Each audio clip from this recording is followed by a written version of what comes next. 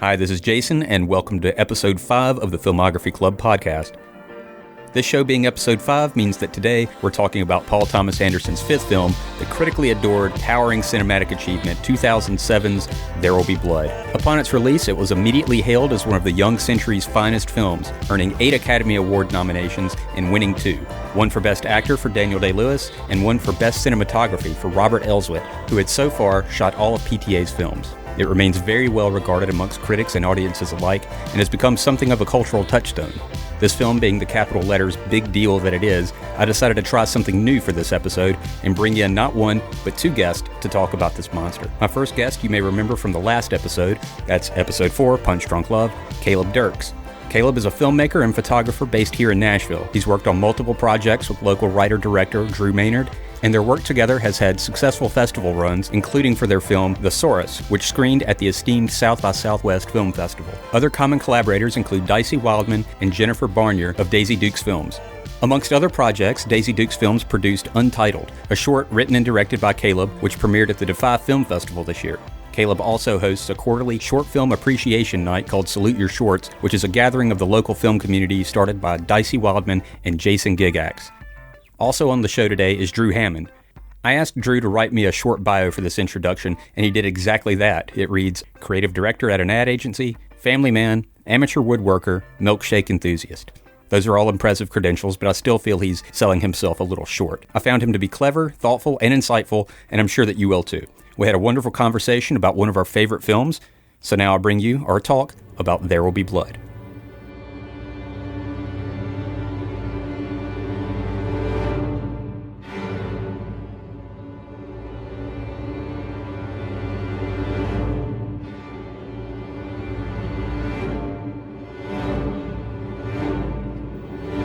All right, Episode 5, Filmography Club, There Will Be Blood. I'm Jason Caviness, and I've got 2 guests today. We're doing something new. Caleb Dirks has returned. You remember him from last episode. Our, oh God, what was the name of that damn movie? Love. Thanks. Yeah. And today we're adding a new guy. Introduce yourself. I'm Drew Hammond. This is my first podcast. Yeah. Exciting. Welcome. I'm glad to have you.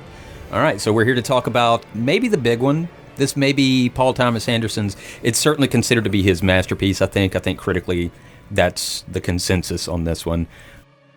Boogie Nights might rival it, but this is the big one. I mean, this is the one where he wrote a part Boogie Nights for... Magnolia. I love the... Man. Yeah. But, I agree. Okay, let's keep going. Yeah, No, that's fine. Go ahead. No, I do know... Yeah, critically it is. Like, it's way up there. But also, to me, like, it was a departure from what he had been. It felt very different to me, at least. Yeah, that's what I was going to say. I feel like this is the first film in the current phase that he seems to be going through right now. He finally played by the rules. His first capital Hollywood. C. He's finally playing. Yeah. Yeah, it's the capital C cinema movie. Where it's not just fun and games, where a lot of these films were. Exactly. But you know what? Before we get into that, guys, breaking news: Paul Thomas Anderson's new film just got announced right before we went on. What? This is per the Hollywood Reporter.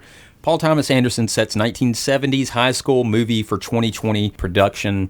Looks like it's going to be another ensemble. It's going to be about a kid who's in high school and also is a child actor, going back to the San Fernando Valley, bringing it back to where it started. Okay. Yeah, it is untitled so far, but okay. I felt like I had to mention that right here at the top. Oh, I love that. We just found that out right before we got in here. Yeah. Urgent news. Yeah. Well, by the time people hear this is going to be old news. Oh, yeah. But it's fun that we were here right now. Sure. Has he done the child actor thing a lot? I know Magnolia, character. Was that kid wasn't an actor though? Yeah, I guess you're right. He was a whiz kid. Quiz Kid. A quiz kid. A little different. Yeah. In this movie, obviously, we have HW. We have HW. So let's set the table. Paul Dano feels like a kid. Yeah. So let's set the table here. We've got, this is There Will Be Blood, the 5th movie. The length is right back up. We're at 2 hours, 38-ish minutes, somewhere in there. I was almost late getting over here. It just wouldn't stop. Yeah. The movie kept going. And he wrote a part for the man who's widely considered to be maybe the greatest actor of our generation. Oh, my gosh. And yes. it's in a role that a lot of folks consider to be his defining role. I kind of agree. Yeah. I mean, agree. I haven't seen all of Daniel Day-Lewis's films. but I don't know. Yeah, I never really saw anybody talk like that before. Right, you know what I mean? Right. I wasn't around in whatever year that took place, but yeah. It was a very interesting way of delivering. There's some theories on where they took that voice from. Is that correct? Oh, I believe it was like I can't even remember who it was right now. But it was a film director out in Hollywood. But they kind of based it off of an actual guy, like an actual director from back in the day. Is it like one of the old golden era type guys? Exactly. Okay, yeah, but I can see that. I know that voice is. Where is that guy from? Yeah, it haunts me. It just sticks with you. Yeah, for sure. The way he moves his mouth around, like the way he processes his thoughts with just like the grumpiness of his lips, is just like, oh, it's terrifying. Yeah, I feel like that totally informs that voice too. I don't know. Like, all right, let's set the table here. So the premise of the movie, we've got Daniel Day-Lewis as Daniel Plainview, who is a silver prospector at the beginning of the film. 1898, the opening sequence takes place in. It's basically like a silent film for like the first 15 minutes of the movie. Yeah, 14 minutes in is the first. Yeah, wow. Yeah, the first words are spoken. So he's a silver prospector. He seems to be doing fairly well at that. And then the oil boom starts happening. Automobiles start happening. People need oil. He gets in on the ground floor, starts an oil company, starts building derricks, starts pulling oil out. He starts basically just screwing people out of their property. They don't realize how valuable the property that they're sitting on is, so he just kind of accumulates all of this, makes some enemies, and it becomes a man versus man type situation. Him and Eli Sunday, the preacher, who I don't know who I hate more as far as characters go. I really hate both of these guys, but also just the general theme of the movie. I suppose it's sort of the story of America. Daniel Plainview seems to represent the self-made man, early America. Well, not super early America, I guess. Late 1800s is when the film starts. It ends in 1927. Epic movie, another 29 years goes by in the whole film. So yeah, I think it's got something to do with the story of America, if I'm not mistaken. I definitely agree. We see capitalism run amok and taking advantage of the planet and all of these things are ownership. Like, this is mine. Nobody else gets this. And very competitive. I think Plainview pretty much creates his own bed as far as it's him against himself. So it's like him against the world. He has totally made his own enemies. But yeah, I love there's that huge religion conversation happening also, where it's kind of they layer that the capitalism and religion cozying up and playing in the sandbox together. Exactly. Big and theme. They're kind of a mirror of each other at many points. They are. There don't seem to be any heroes in this movie. There's innocent bystanders. Maybe HW? HW is sort of an innocent bystander. He kind of scares me, too, because in the end, he's like, hey, I'm going down to Mexico with my new bride, and I'm going to start drilling up the earth down there. Well, let's talk about who HW is. Okay, sorry. Close to the beginning of the film. Bastard in a basket. Yeah, bastard in a basket, that's right. Remember that. He's an infant at the beginning of the film. One of Daniel's employees dies in an accident while working down the well, and there's no one to take care of the kid, so Daniel takes care of him, but not really out of the goodness of his own heart, but because he wants to project a family man type image in order. He's a huckster. And that comes later. I think that was one of the things that I loved about the way that Paul Thomas Anderson created that character, is that you don't know he's low life from the beginning. No. They sort of let you kind of find that out gradually. So at the beginning, you don't know that there's anything nefarious with him adopting this kid. And I'm not completely sure. I think maybe even in that time, his motivations might have been slightly better than, he lets on later in his life. Maybe his intentions did have a little bit of good to them. And he just soured over time, perhaps. Yeah. He does talk about it. He's like, I hate people more and more every day. That's true. There's a gap of time, too, right? From when they christen him with oil, the little baby. Right. Which is also funny. I was like very religious that christen, yes, absolutely. And then he's all of a sudden like 12 or something like that. Sure. Yep. Sure. And then it jumps ahead another, 15 years or so, 13 years, something like that. It jumps to 1927 when he's a full-grown man. And Paul Dano hasn't aged today. Paul Dano hasn't aged today. You're right. Yeah, man. Elfish. Seeing it now, I was like, "Oh, that doesn't make sense." Oh, okay. Oh well. I thought it was interesting that. What did you guys think about the twin aspect of him having a twin brother? Was that relevant that they were twins? I mean, I understand what his I can't remember his brother's name. Paul. Named Okay. after, because I remember Paul Dano and Okay. Daniel Day-Lewis, both are named, their characters are named after them. And originally Paul Dano was only cast as the brother Paul. Someone else had Eli, and then that guy, for whatever reason, didn't work out, so they just said, let's just make him his brother. I kind of was always, I left the movie wondering, I liked that element, that little betrayal at the beginning that you find out later that he, Yeah. Is it a Cain and Abel thing? Yeah, maybe. Yeah. His dad's name is Abel. That's wow. It's like, Okay. That was kind of you're scaring a me in the face. fool, Abel. You're Okay. a fool. Yeah. Paul is, Eli is yelling at his father, telling him how stupid he was for right. selling the farm. That's right. And even gets like physically aggressive. Oh, yeah, he was abusing his father. Yeah. Physically abusing him, which, I'm fine with, because the father beat the daughter. They learned heard this, about this. Yeah, we never it's see it on camera. Right. It was a learned language for sure. Yeah, in it that was just family. horrible people treating each other horribly for a lot of the movie.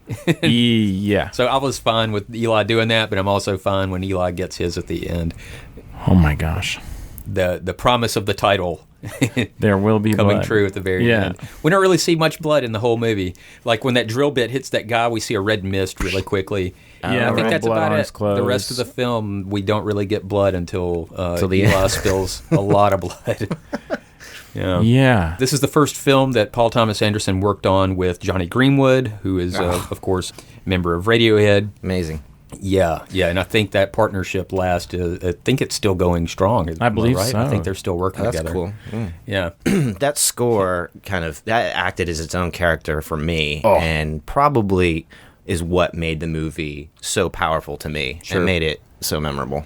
Yeah, one thing I dig about Paul Thomas Anderson's movies is this is a movie that's a drama on its surface, but he uses a lot of tropes or the mechanisms of horror in this film. I mean, the music, that opening Absolutely, shot, the music when it fades in and you see that desert landscape, and it's just horror music that's playing. Those strings are just like swelling. And then it comes back at the very end of that sequence when he's dragging himself with a broken leg, and you realize he's got to go through miles and miles and miles of desert, and the camera pans back up, and you see that same vista, and it's like, oh, that's why this is scary, because he's out here all alone. Like at first, it's like, why are these mountains so scary? The music says, okay, this is scary, but yeah, he is out there all alone with a broken leg. Like it's crazy. I listened to an interview with Quentin Tarantino, and he was talking about this, and I know I invoke Tarantino in every episode of the season.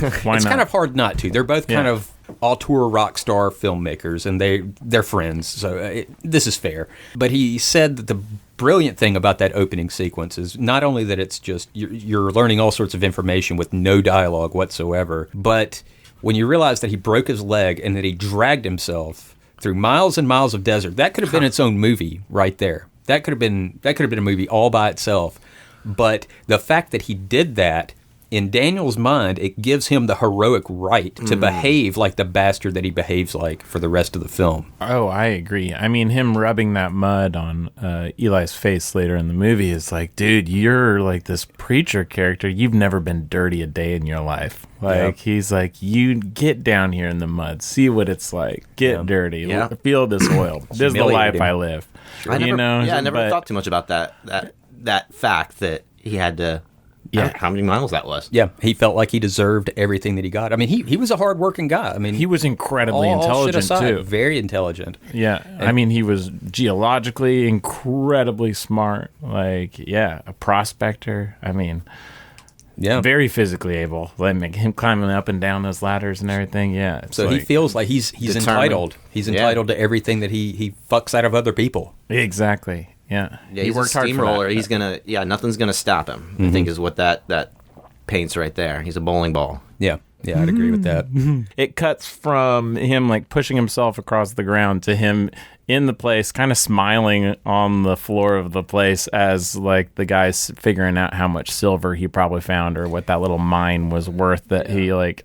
And you notice he's eyeballing that guy to make sure that dude doesn't pocket any of that stuff. And he's got his rifle right there next to him within arm's reach. Oh yeah. Even in a vulnerable position like that, he's still, on the watch. He's watching these guys to make sure they're not trying to screw him out of his money. Yeah, there's no what trust. What happened to him as a kid? This guy has a serious trust deficit. Yeah, absolutely. Did they allude to it? There's something in that. He meets his brother eventually. Did they talk about his childhood at all? Well, it's not his brother, remember? Right, yeah, right. But his quote-unquote brother, who had his brother's diary, so that helped with some of that. Right. You know what? He just talks about siblings, and the thing he says about the house is like, I don't even want to imagine that house. Like, right. I think it was a very ugly place. There's no mentions of the parents. Like it does. I mean, the dad died, and he doesn't really care. I mean, I don't think he had any connection with anybody. I skimmed over the script. I didn't read it, but I skimmed over it, and the first thing I looked at was like, I don't recognize this scene at all. It's him talking to his fake brother about their father, and he said something about. Do you remember the scene where he said, we'll get him liquored up and take him to the Peachtree dance? Yeah. Oh, right. He goes into that a little bit more, and because that was a reference to something that they knew about growing up. That's when he figured out, and the brother didn't recognize at all, quote unquote brother. Yeah, that's when he realized that this guy's not his brother. This time, I did not get that the first time. There's that great shot of him in the water, just looking. Oh, he's coming up over him. It's a beautiful shot. Yeah. But there's a scene. They go on in that scene that's in the script, not in the film itself, where he mentions, basically he just. Basically says that he had sex, that his fake brother had sex with some girl, and Daniel says something like, "Yeah, just like Dad, you were definitely your father's son," or something along those lines. So he mentions the father at least once in the script, but they throw it out by the time it actually hit the screen. The apple probably didn't fall too far. Who's the actor that played his fake brother? Henry was his brother's name. What was that guy's name? I've seen him in other stuff. I have, is he in the assassination of Jesse James? I don't know. I've seen him in other things as well. Yeah, I'm not really sure. Dude's excellent. I was going to make a joke that we actually have one other guest here, but she's a female, so in honor of this movie, she won't have any dialogue in the podcast. Yeah, that's a good point.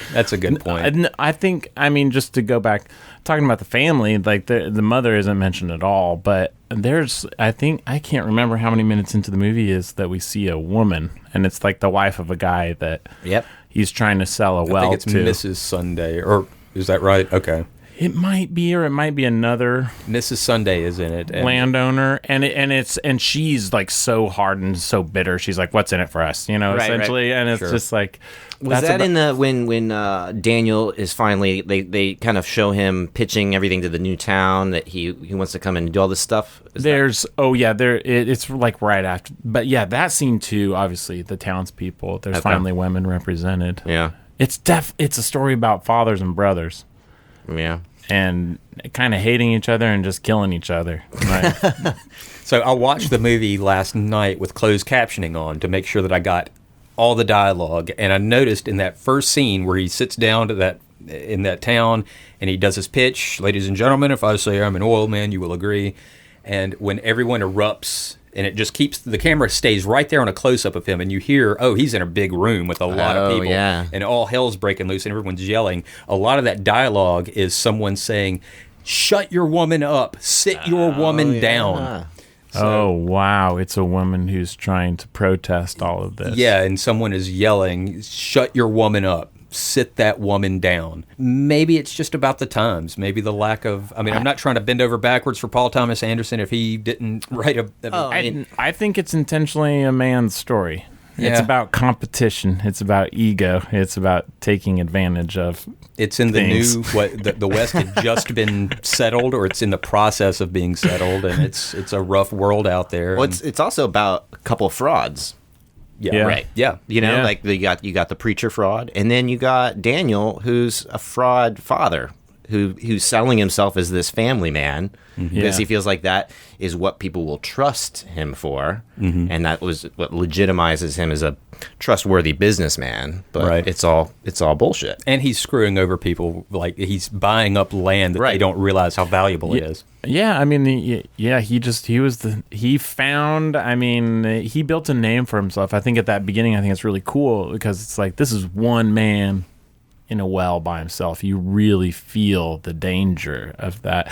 The next time he's down in a hole, it's with 2 other people, and there's about 4 people up top, and they're working for oil. He has a team under him, and the first one, he like loses his tools down there. Right. Second one kind of like floods. Oh, yeah. He talks about, like, in the next town meeting, he's like, I'm an experienced man. I won't lose my tools and I Right. won't, he's like speaking from his own experiences, and he's learned and he's gotten better.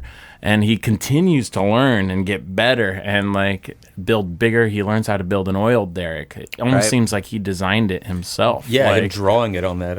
yeah. So it's like, this man is genius and he's changing the world. But I think there are some people that see it as like, whoa, this isn't the best thing to be. He's happening. diabolical.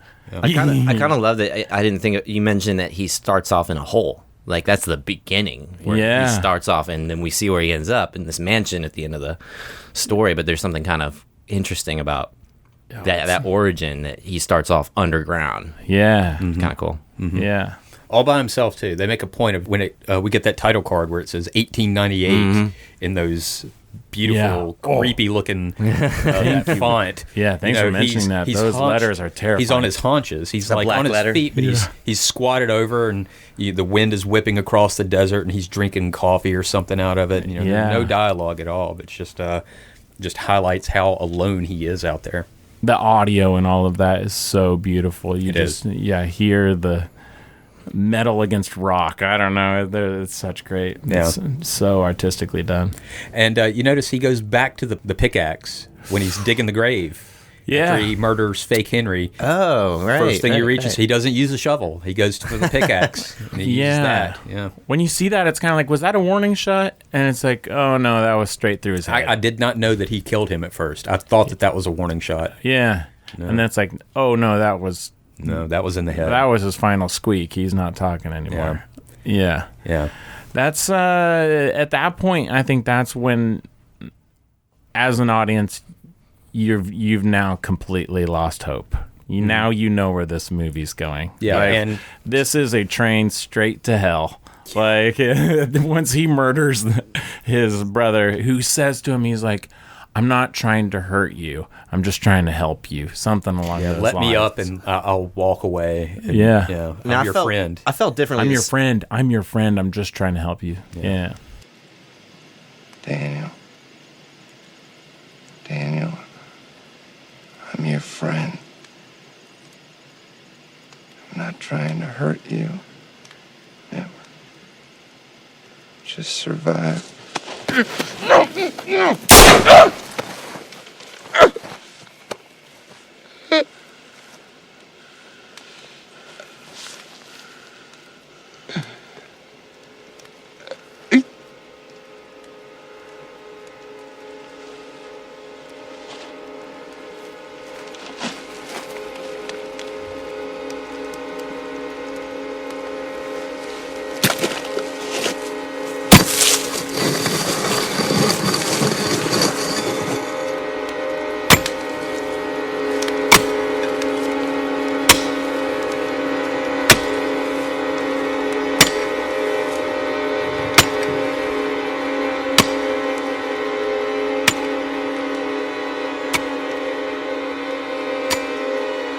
I felt differently the second time I watched it, but that first time, I kind of felt like he was justified. This person was lying to him and deceiving him and trying to, Sure. I guess you're right. I wasn't too upset. Okay, I do feel he was justified. But I think after I saw the whole character arc, then I realized, okay, this man is really only out for himself, and so was Henry, also to a degree. The scene where they're at the whorehouse and he's coming to him like, give me some money. Can I have some money? And it's kind of that thing too, where like sometimes these slime balls, they're kind of magnets for other slime balls, right?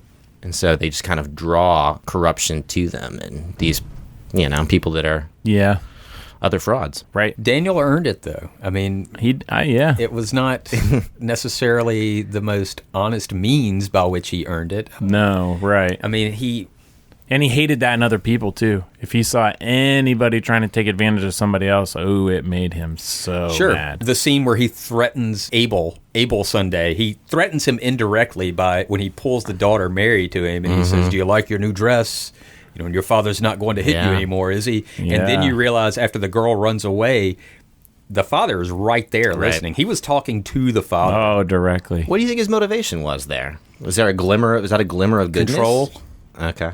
Maybe control. Yeah. I think. I don't know that he was doing that to be a good man. I'm the alpha Yeah. in this whole situation. Yeah. Everywhere I go. mean, he was kissing Abel's ass when he sat down, that scene where he sits down at his dinner table and he's not kissing his ass, but he's buttering the guy up. And he thinks he's negotiating with Abel. And then Right. he's not. Once he realizes that he's negotiating with Eli, the framing changes. It's wonderful. But back to the story-wise, he treats Abel completely differently once he's got what he wants from him. Once he's got that land, he alpha males him. Right. Almost just because he can. Yeah. I think he also felt very judged by the church, and the Sunday family was, very religious. And so I think once his son told him that Mary had been abused within that relationship by the father, that made him really mad. He's like, I'm a better man than that. I'm not. And so I think he sees this opportunity to be the preacher, and not in a good sense. Yeah, he sees this opportunity to kind of preach on them or judge them or just bring them down a peg. Yeah, exactly. And when I think of Daniel, I feel like he wouldn't care if they're judging him. He already sees the fraudulent nature of the church and these people. So but it's probably just more like, how can I bring them down a notch? And that was a way to do it. Yeah. Just a side note, one of the funniest moment I found in the movie was when Eli puts on that big show about sucking out the arthritis from that lady's hands and casting the ghost out of the church door. Get out, and ghost. Then everyone's leaving and shaking his hands, and he's doing the pleasantries. And then when he sees Daniel, he talks to him, and Daniel says, that was a goddamn hell of a show you put on there. Yes, exactly. I think there's a funny moment there. That line could be said at the end of the movie, too. That was when the last line of the movie is great. Show. Yeah, exactly. I'm finished. Yeah. There's a really funny moment there. That's one of my favorite shots, too, because they put you in the POV of the devil. He's pushing you out the door, which is kind of a weird feeling. And then doesn't he say something about the devil's left the building, and then they cut to the next shot, and it's Daniel standing in the church? Yeah, I think you're right. And there's something there. He's like, maybe Daniel's he's definitely the only unbeliever in that building. Right. He's there with those lips so angry. He doesn't buy that shit for a second. No. Sucking out the arthritis from that lady's hands. Get the fuck out of here. Yeah, exactly. You're taking advantage of these people. I'm curious. So we talk about how Daniel earned it with his, just the effort and the determination. He kind of earned his right to be an asshole. What do you feel about Eli? Do you feel like he's riding on coattails, or he's worked hard too? I love that question. Just sort of in a different way. Yeah, that is a good It's more of a deceiving people is kind of his goods and I don't material. know if he consciously thinks I think he may be a genuine believer. I don't know if he's an actual charlatan that knows there's no God and he's just bullshitting. But he gives it away. He gives it all up at the end for money. Just at the promise, at the suggestion that Daniel would. He didn't want to say that, though. I think he was forced. He was forced to say that. He did not want to even say that. And he didn't do out loud. it publicly either. It was sort of in a private moment with Daniel. But he did. I think he's probably mostly afraid of saying it out loud, because if he does say it out loud, it might be true, right? Right. Well, and it gives the game away. his whole facade is a believer, so to expose that you're not, you lose all your armor. So it's very, from a survivalist standpoint, it's critical that he keeps that facade up. Yeah. And at the end, he lets it down because he's so desperate for help that he is willing to compromise and maybe let that armor down that, I don't know, I personally think was never real. I think, I think that's it's possible. I think that's the question. Yeah, and I think that it is a works. good question. I think it works either way. But I mean, yeah, we don't see PT. Yeah, PT seems pretty pissed off at the church. I mean, it only comes off as being pissed off at the church in this movie. And I think that's fair and that's fine. It's a very political movie. And the church has manipulated politics in a huge way. So I think it makes sense that he's angry. But I think, back to your question of, like, did Eli work hard? He had to have worked hard. How did he have the trust of all of these people? Or how did, obviously the stories that he was telling was somehow helping them. Like, we don't really see those stories, but he was doing something to help these people coach through life. Like, he was getting them through somehow. Like, he was providing hope or something. There was something good. Otherwise, people wouldn't... If nothing else, a sense of community. Yeah. But there's also the work he put in, and it's not manual labor, but the shrewd Politicking, and then just even negotiating with Daniel, who's a frightening character. Oh, yeah. And he's willing to go toe-to-toe to get his church built and all the things his agenda pushed. Yeah. They were symbiotic for a while. Yeah. Yeah. And so, he's obviously also an extremely determined person. Yeah. I guess the question is who's more determined, and maybe the end of the movie is the answer. I don't know. Yeah, he didn't hesitate to walk right up to Daniel right before he got mud shoved in his face. He just walked right up to Daniel in front of his men, Fletcher and those guys, and just said, "You still owe us $5,000. Yeah. When are we going to see that $5,000?" And for his efforts, he gets humiliated. Yeah. Eli also shows signs of being very materialistic as well, and I think that pendant around his neck at the end, in the final confrontation, very flashy, very Creflo Dollar. He actually kind of falls apart. I think he says, like, I've made deals with the devil. He's like, he's been sinful. He's been sinful. He's done things he never thought he would do. I am a sinner. Yeah, he says some of the things that he knows that he made Daniel Plainview say much earlier, because he's like, oh my God, like, me now, I need forgiveness, and my forgiveness needs to come in the form of money. Right. Because the Lord ain't providing me money right now. I took need it as money. extremely disingenuous. It's that apology you say because you need something, not because you truly feel any remorse or regret. Which Plainview's genius about. He just draws that out. He's like, why are you here? Is business okay? And he's like, yeah, business is good. And then he's finally like, business is not good. Right. You could have just killed him right on the spot if he knew. He's like, in 10 minutes I'm going to kill him, but I want to enjoy this part. He toys with him like a cat with a mouse. I mean, makes him renounce God. Yep. Oh my gosh. Yeah, and just the whole milkshake speech. It's just the milkshake speech is one of the best. Absolutely wonderful. If you have a milkshake, and I have a milkshake, and I have a straw, there it is. That's a straw, you see. Watching. And my straw reaches across the room and starts to drink your milkshake. I drink your milkshake. I drink it up! Don't bully me, Daniel! Wonderful. If you didn't get it already, like, I'm drinking your water. He just keeps going. I think my favorite scene of the movie might be the one where Eli gets him in church and I've abandoned my boy. That whole thing is just, give me the blood and get me away. He's just flat out saying, let me get out of here. And I noticed something because I had closed captioning on that I'd never noticed before. In the middle of all that, when there's just this religious fervor going on in that room, and he's declaring that he's an evil sinner and he's abandoned his boy.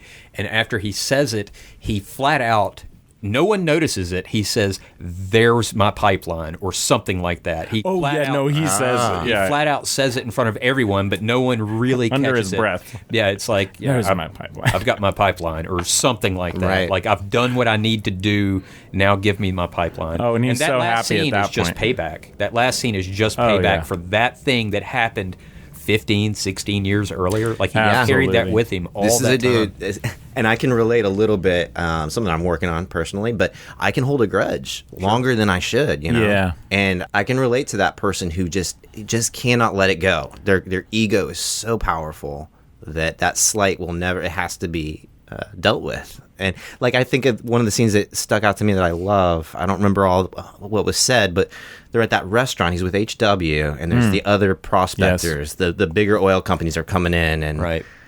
They try to like play nice or something with him, and he's just not having it. And because they turned down a deal or something with him previously, right? And that was the slight that Union Oil, I believe, something like that. Yeah. And his reaction to these people being fairly reasonable was just, it was that ego that just is out of control. They were very polite. They were very polite to him. They offer him a great deal on one piece of land, and they're like $150,000. He's like, "You got it!" Like he almost laughs them. Like, he's like, "Oh my gosh, okay, I'm good."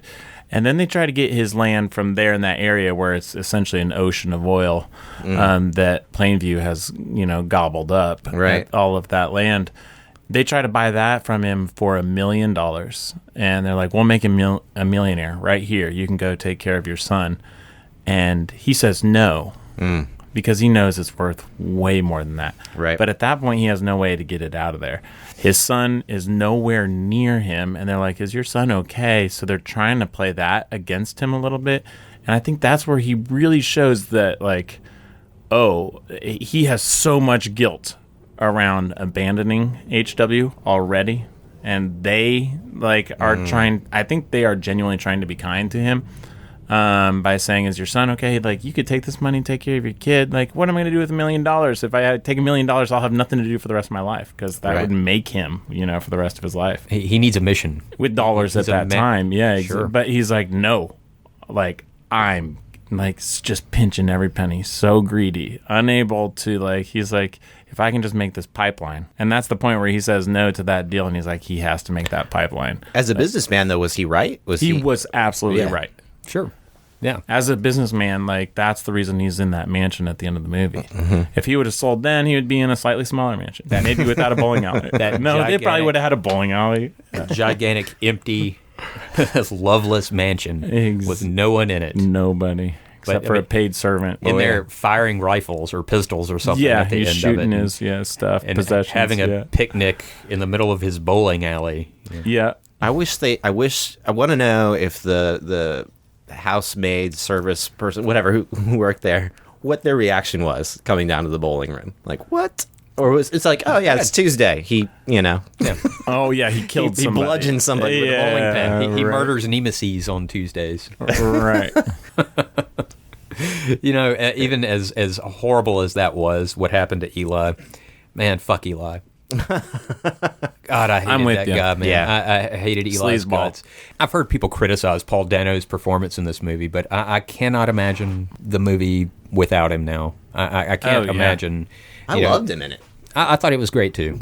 I've heard people say that he can't really go toe to toe with Daniel Day-Lewis, but I mean, come on, who can? Sure. Yeah, I thought Paul Dano was great. Yeah, Paul Dano he has a weirdness to him. Yeah. It is like you can't, he's like elfish in that he doesn't age.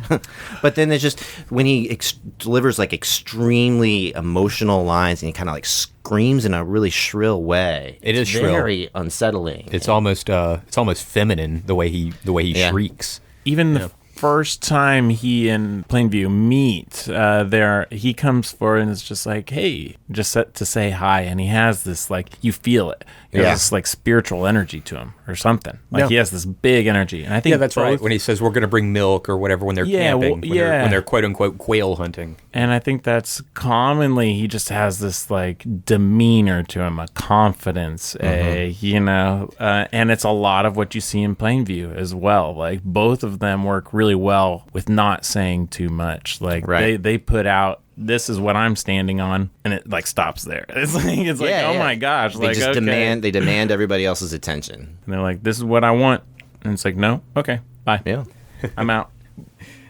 I'll come back later and I'll get that.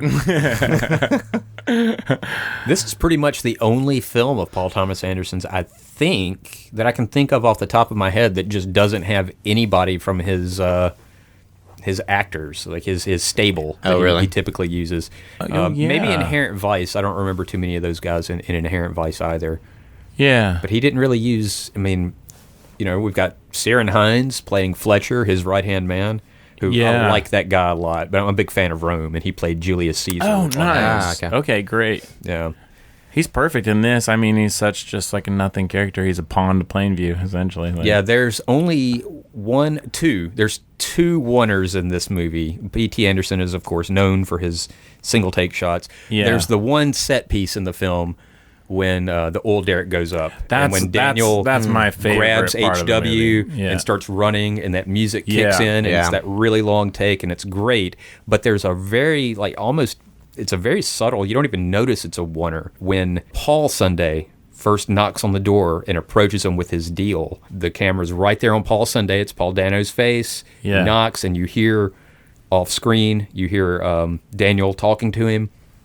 Then the camera pulls back. There's about 3 or 4 different frames framing devices that they use just in that one shot. Yeah. And it's really, it comes down to the power dynamic in that conversation. Who's got the power? And it all shifts. The camera moves around to show you exactly who's top dog right now in the conversation. Yeah. And there's that wonderful scene where, or that wonderful moment in it when Paul Sunday, basically he says something like, and we finally see Fletcher in between the two of them, and he's smoking a cigarette, and Paul says something like, I would appreciate it if you didn't think I was stupid. I would appreciate it if you didn't treat me like I was stupid. And Ciaran Hinds Fletcher is pulling off of his cigarette, and he just looks over. He just flicks his eyes over at Daniel just to gauge his reaction. Like, how is he going to react to this kid pushing back? It's wonderful. Yeah. I get the impression that Daniel Plainview respected Paul a lot more than Eli, and he says as much later, right? He kind of says he was the smart one. You're just the afterbirth, right? Slithered out of your mother's filth. Yeah, exactly. Yeah. Which also, that could just be him saying exactly what he knows will completely destroy Eli. But I mean, he kills him a moment later, so I guess it doesn't really matter. He's psychologically and physically dead at this point. Right.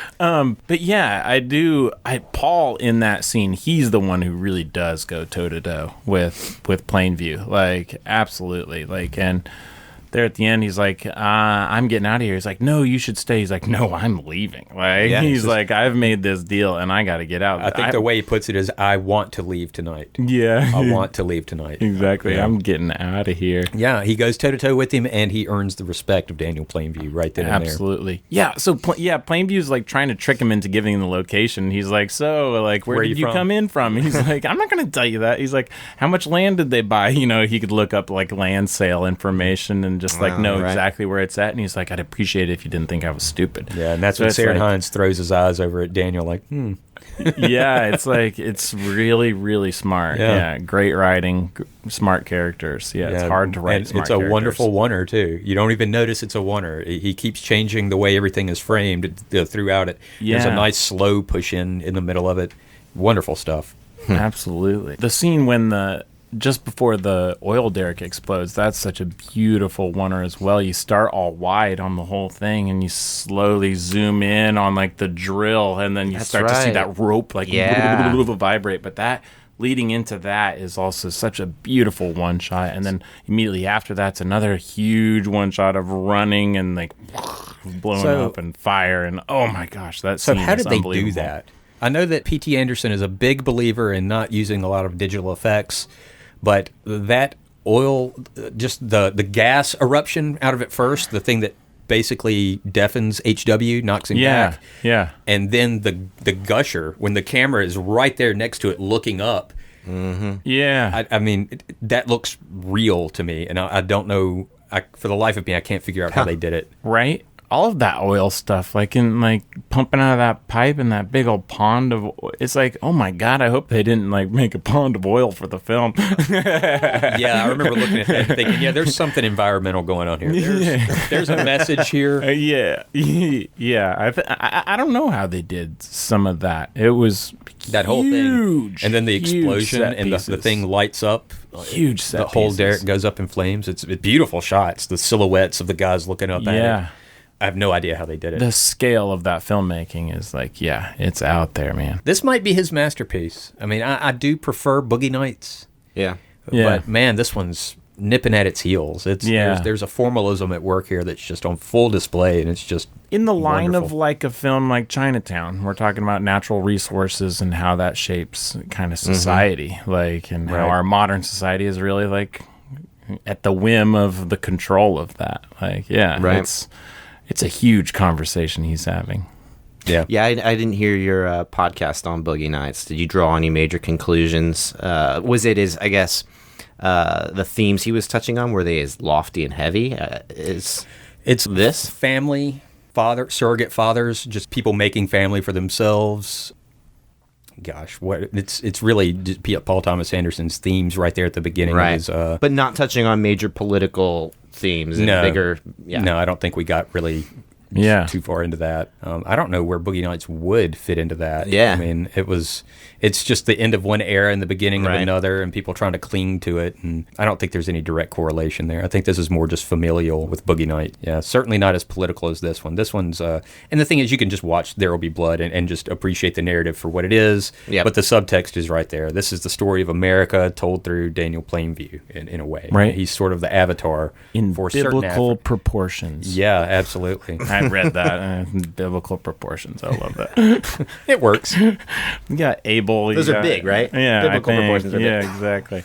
You got murder. You got Betrayal. They're almost like brothers in a way. He does murder his fake brother. I don't know. Maybe I'm grasping at straws there. no. There's. It's a story of brothers, because even like when Eli comes in, he's like, brother. Eli starts that whole conversation in the bowling alley with brother. And he's like, we're family through. He does say that. He's as he's being chased around with a bowling pin. He says, Even again. we're family. Yes. He says, we're family. Like, where did he get that from? That's such horseshit. They've hated each other. From the moment they've met, they've hated each other. I mean, I Hey, think you he's can hate members of your family. Yeah, I think he's Sure. going after brothers of Christ, but also he's looking for a brother in like, hey, we've both taken advantage of a lot of people. We have history. We know each other. Like, help me now. Like, They do know each other in ways that other people don't, I suppose. yeah. And he's like, he even makes a reference like leading into this uncertain financial time, because it's like 1927, so we're right before on the crash. crash. Yeah. Yeah. Do you think they Great both Depression? Do you think they both sized each other up at the same time, like when they first met? I mean, Daniel seems like he's as cynical as they come, so he probably knew instantly that Yeah. Eli was full of shit. Hate you. But I wonder exactly. if Eli, and Eli didn't seem very trusting either from the get-go, so they probably, I wonder if they just knew. Yeah, I got the impression that when Eli went out to the quail encampment to just tell him, we'll be bringing milk or whatever out, I got the feeling that he was sizing him up too. Yeah. He was. Yep. Yeah, because he knew that there's oil out there. Yeah. They've seen seepage, and there was an earthquake out there before. And that's where the conversation starts. He's like, I Yeah. want this land just for like, he Quail says prices. up on the hill. Yeah, he's like, they want oil prices. I'm going to give them quail prices. That's his nice way of telling HW, I'm going to fuck these people. Oh, yeah. These are yokels, and Exactly. And then he tries to offer them quail prices, and like immediately Eli's like, no, there's oil here. He's like, Yeah. I want $10,000 outright. And that's like, immediately they're seeing eye to eye. Right. They immediately hate each other. Yes. That's the Eli's moment Daniel standing in knew- the way. That's when Daniel knew who he was negotiating with. He's not negotiating with Abel. Yeah, Not at all. exactly. No. Abel's a fool. A weak fool. Weak and stupid fool. Right? Smacked around by his own son in front of the rest of his family. Thank goodness. Shameful. Right? That scene felt a lot like the scene when Daniel puts Eli into the mud. Like, just the unnecessary nature of it. And Well, it was. It's immediately following. Yeah. He's still covered in Yeah. that mud at the dinner right. table. That's Yeah, right. yeah. And so, I think he is. He's like, I'm pissed because of that, so I'm gonna hand it off. Right. Yeah, this is just gonna keep going. Yeah, that's exactly what that is. Yeah. He was still fuming over it. Right. That shot at the dinner table, it's like the camera's right in the middle of the dinner table, just looking straight into his face and just mud. I think one of the saddest and most like revealing scenes in the movie is when his quote unquote brother shows up and they're talking outside of the house and HW is sleeping inside. But they're talking outside and they're getting drunk, and I think Plainview finally really lets go of some of his like personal truths on how he sees the world. Like he's just like, you know what? I hate everybody. I hate people around me. I see the worst in people. I see the worst in people. Like, I hate people more and more every day. Like, I don't want to be around anybody. I just want to make enough money and run away. I hate most people. look at people and I see nothing worth liking. I want to earn enough money I can get away from everyone.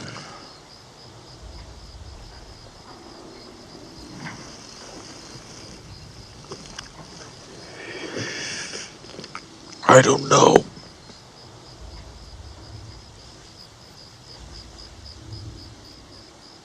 I see the worst in people, Henry.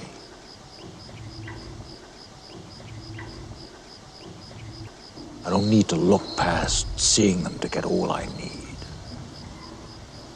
I think he's just so full of hate and regret and just like trying to escape it all. And he really lets that go. And then he says, but you know what? This is like a little bit of hope. Like, I'm glad that you're here. He's actually happy that he has somebody in it with him for just a moment. And he's like, oh. And that felt true. That felt real. It was true, man. Yeah. Yeah. Yeah. Maybe that was that glimmer of hope, his chance. And then when he realized he was being betrayed. Yeah, right. He was being manipulated for money. Yeah. The look on his face right before he murders him, when he finally gets the guy to admit he's not who he is, and it cuts to that shot of Daniel looking down at him, and one of his eyes is way more open than the other one, and he's just fuming. Oh man, just what a performance! Yes. Yeah. What do you think is going through his head right now to pull that off? Murder. Yeah. I don't know much about Daniel Day-Lewis's process, but and I haven't even seen all of his work, but that his Daniel Plainview, that character and what he did is so competitive. Part of the fun of watching this movie, it's to invoke Tarantino yet again. It's like watching Jackie Brown, where you're not quite sure who Jackie is playing, whether she's on the up and up or if she's on the take. Yeah. You're not sure if she's a hero or not. It's kind of the same way with Daniel Plainview, except is he just a bastard or is he a true villain? I mean, he's at best an anti-hero. Of course, by the end of it, he's a villainous son of a bitch. He's an evil man consumed by hatred. Yes, and even during that scene that you were just talking about, when he says, "I see the worst in people," he even flat out says, "It's not enough for me to win. Like I have to make sure everyone else loses." Exactly. So competitive. Like those guys trying to buy that land for $1 million. He's like, I cannot do that. Yeah. That's not me winning. Like I can, or it's me winning, but it's not you losing. Yeah, exactly. Right? So that doesn't count. And he's like, oh yeah, what are you going to do about transportation? They're like, well, we'll have to pay to have it, shipped out of here on trains. And he's like, you own the trains. He's like, you bastards trying to act like you don't own the trains. And he's like, no, like fuck you. I'm not going to sell this to you. I'm gonna slit your necks in the night. I'm gonna come to your house where you sleep. And they're like, what are you talking about? Have you lost your mind? Like, we just wanted to give you money, dude. Threatens to murder him and then drinks his whiskey and walks away. Oh yeah, we haven't talked about his alcohol problem yet. He goes on benders. In fact, after he murders Henry, he gets drunk all by himself, passes out, and Old Man Bandy, who he blew off way earlier in the movie, I'm not going to go see this guy to try to buy his tract, is sitting over him. No, I don't want your money. He's like, why don't you come to my church? I'll give you $3,000. He's like, no, we want you to be a member of the church. He's like, $5,000. He's like, no, you need to be washed in the blood of Christ because you need to be forgiven for your sin. And he's like, what sin? Drilling? And then he just hands him the pistol and he doesn't say a word. Yeah. Oh, that's great. It's like he knew. But he's not going to snitch. Yeah, it's the Wild West. Old Man Bandy's not snitching. Yeah. Judging by first appearances, Old Man Bandy doesn't quite look like the church-going man, but he's a fully devout, born again Christian. He's right there in that scene when Eli just humiliates Daniel. Oh, that's wonderful. That actor is amazing too. You really see, like, when he talks about the church and when he talks about, like, his face just lights up, the wrinkles lift out of his face. And he's a grizzled man.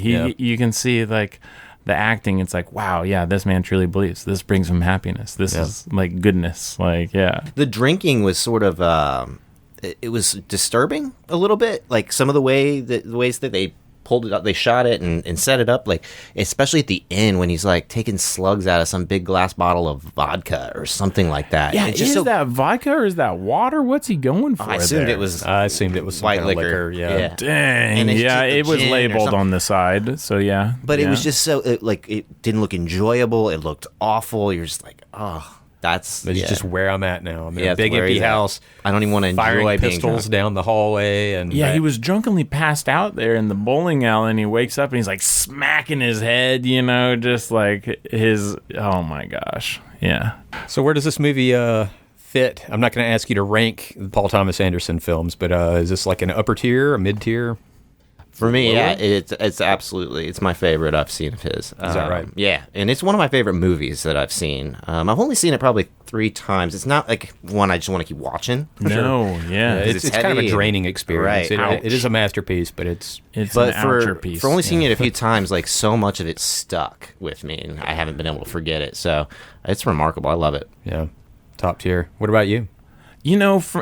I like it. It came out the same year as No Country for Old Men, Ooh. and that Yeah. really Did it? like Yeah, it did. that really messed with my head because No Country for Old Men had enough, I think, separatism and like a little more out there. It's like, what is going That's on? a fantastic movie. I love Fantastic love year for Coen- villains oh in my film. gosh. Right. Wow. Love Coen Brothers. I think this movie just hurts me so bad that I'm adverse to it. Like, it's not as playful as his other movies at all. It No. is just like, look, I'm going to smack you upside the face. This is going to be one hell of a goddamn show. And yeah, it's like, oh, it hurts. So, for me, I can't rank it. And Touched a nerve.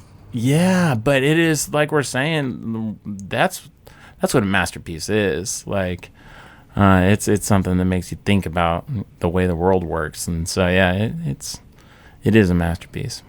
Yeah, I'd agree. It's right up there with Boogie Nights with me. I mean, it's maybe right below it. Boogie Nights is just a fun watch, and I tend to watch it at least once a year. It's like a ride at this point for me. Right. But There Will Be Blood is certainly when I want to watch a, capital C cinema, a film. Yeah. That's, How that, did they it have the scratches that itch. camera out there in those muddy fields doing these big sweeping, like, smooth shots that look like they're on a big old jib on a dolly? Like, Yeah.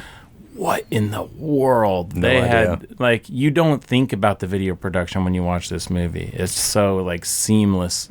I mean, Right. there's a couple, like, maybe dolly, like, bumps or jitters that it's like, oh, wow, they filmed this. This wasn't just magically created. But Was it was digital, right? Or did they? I'm pretty sure it is film. That He uses film film. grain is its own always- character. He hates it. He's one of those big proponents of I thought film. so. Okay. He, Tarantino, and Nolan, I think, are like the 3 modern guys that are still carrying that torch. Got it. I can listen to those guys talk about it, and I'm like, yeah, that's exactly right. 24 frames a second through light, projected on a wall, that's the shit. That's that way and no other way. But then if I hear David Fincher talk about digital filmmaking, he's just as compelling. Sure. It's like, yeah, your films are fucking great too. So Right. it's to each his own. It's just a different medium almost. Yeah, it's a different Different palette. limitation. Like, in a sense, like whatever your tool is. Well, as an Fincher needs artist. digital, I think. He's noted for doing 30 to 50 takes. Oh yeah. Like for little I hear- things like yeah. Oh, a really? guy just putting his cell phone down, like just over and over and over and over again. But then So- in his movie, he's going to add digital film grain in the end. Sure. That way it looks like there's actually film grain on it because it's what we consume. We all Yeah. know this. And so, yeah, to make your Ari look great, you're going to add some film grain over the top. That way it looks like film.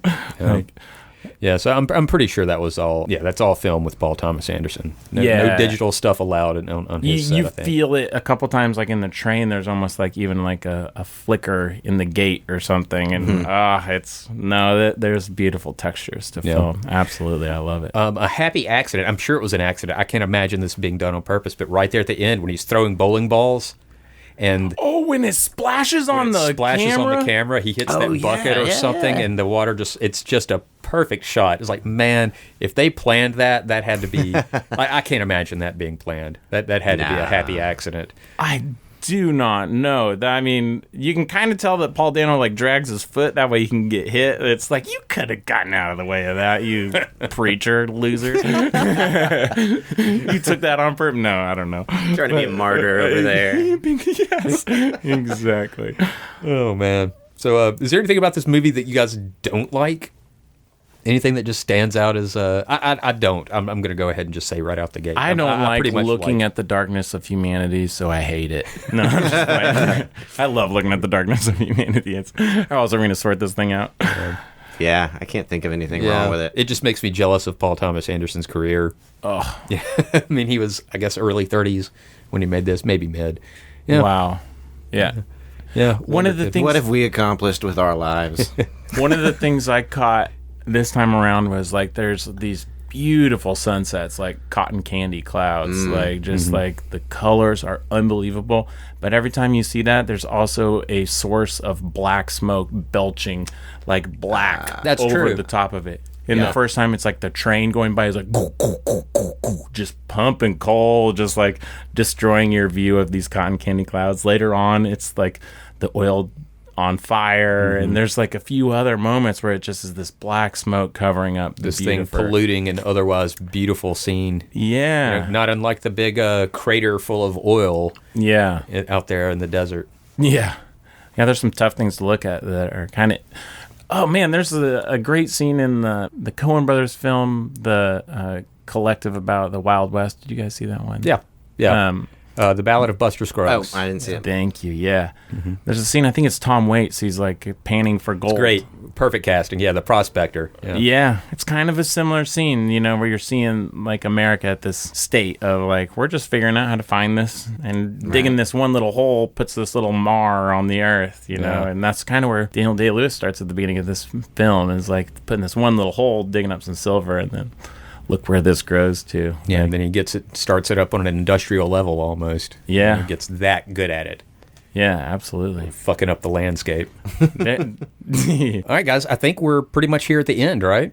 kind of feel it. I think we've been at it about an hour. Nice. Yeah. How do you feel? Anything you wanted to touch on that we haven't? One of the things I found really disturbing in that big scene leading up to the oil derrick explosion, his son gets blown away. You know, he loses his hearing. He knows that his son loses his hearing, and he has to run out there and like try to take care of the fire. And he's out there like, why do you have this bummed out look on your face, to his partner? He's like, this is great news. We have an ocean of oil under us. And he's just like laughing maniacally. He's so happy about this. Meanwhile, the guy's like, is your son okay? Yeah, he says, where's HW? It says, mess room. And Fletcher immediately goes to be with HW. Camera stays right there on Daniel, just smiling his ass off, looking at that money. As hell burns in front of him. Like, I think that he's was one of the first like- tells that he doesn't give a shit about HW. Yeah. I mean, Fletcher's mind was on the kid. Yeah. And he ran had a straight heart to for him. him. Yeah. He ran straight to the kid when he found out where he was, and the camera just stays right there on Daniel, just staring at that money. That's rough. Yeah, guys, I think that's about it, right? I think we've done it. How do you Feels feel? great. Feels good. Yeah, feels good. Okay, I got Good out talk. all my aggressions. Yeah. Man, it was great. Thanks for coming back, Caleb. Much obliged. Absolutely. Drew, it was great to meet you, man. Yeah, absolutely. Thanks a lot, man. I appreciate you guys coming. All right. Thank you. Enjoyed it. All right, Thank you, thanks. Jason.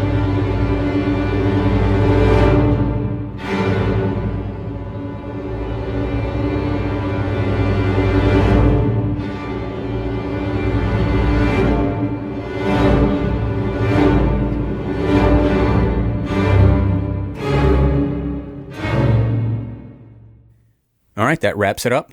As usual, I want to thank my guests, Caleb Dirks and Drew Hammond. I'd also like to thank Will Fox, Ross Warner, and Michael Leeds. Filmography Club is produced right here in Nashville, Tennessee by the always hardworking folks at We Own This Town. And as a part of the We Own This Town family of podcasts, I'd like to recommend one of those podcasts to you, the newest in the family, Ladyland. Host Kim Baldwin interviews women from all walks of life and various backgrounds. So if in-depth, interesting interviews are your thing, please check out Ladyland, available everywhere podcasts are available.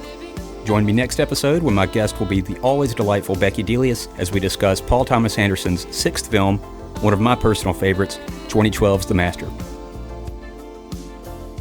Thanks for listening.